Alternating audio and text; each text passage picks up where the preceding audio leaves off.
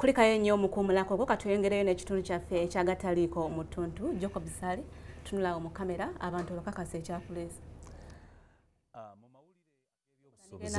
amanya gange amanya nze Jacob Nsali obasomera ekitundu kino ekiddako mu mawulire ag'ebyobusuubuzi tukuleetedde amagi omanye ebbeeyi yaago mu butale abasuubuzi betwogedde nabo batubuulidde nga we gali ag'ebbeeyi naye nga kino kivudde ku mmere y'enkoko n'eddagala okubeera ebyobuseere.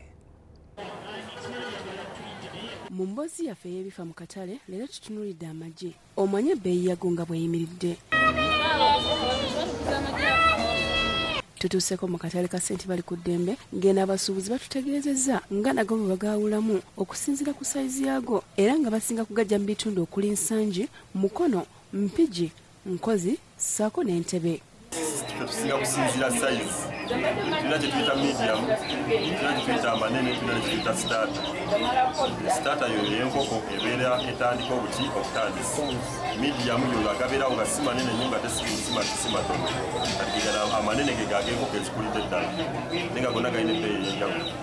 Bagamba nti okwawukanako n'ebintu by'omu butale ebirala tegalina ebbeeyi yankalakkalira era ng'essaawa eno bbeeyi eri waggulu wadde nga kye kimu ku bintu ebyetaaga okuba omwegendereza kuba gaatika mangu.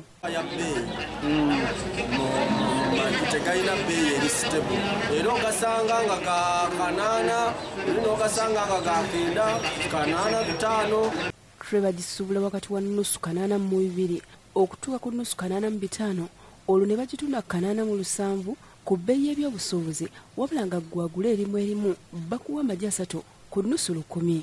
Kati ebbeeyi eri waggulu kusinziira ku kati tray omulunzi ayinza gikwera 83 bwe n'ogitunda 87 kanamala bayinza okugakwera 82 n'ogatunda 85 bagamba amagoba gwe gali amatiniti. Bategeezezza nti essaawa eno akatale kago kali waggulu wadde ng'enfuna yaago ntono ddala olw'ensonga ez'enjawulo gamba ng'okwatika n'ebirala.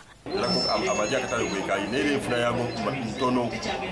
Bekokodde ebbeeyi y'emmere yaazo gye bagamba nti eri waggulu so nga n'eddagala eriri ku katale lya Pichupuli nga kino kye kiviiriddeko ebbeeyi yaago okulinnya. Mu mbeera eno mwe basabidde gavumenti ekole ekisoboka okwongera ssente mu by'obulimi n'obulunzi n'okufaayo okwekebejja omutindo gw'eddagala eriyingizibwa mu ggwanga.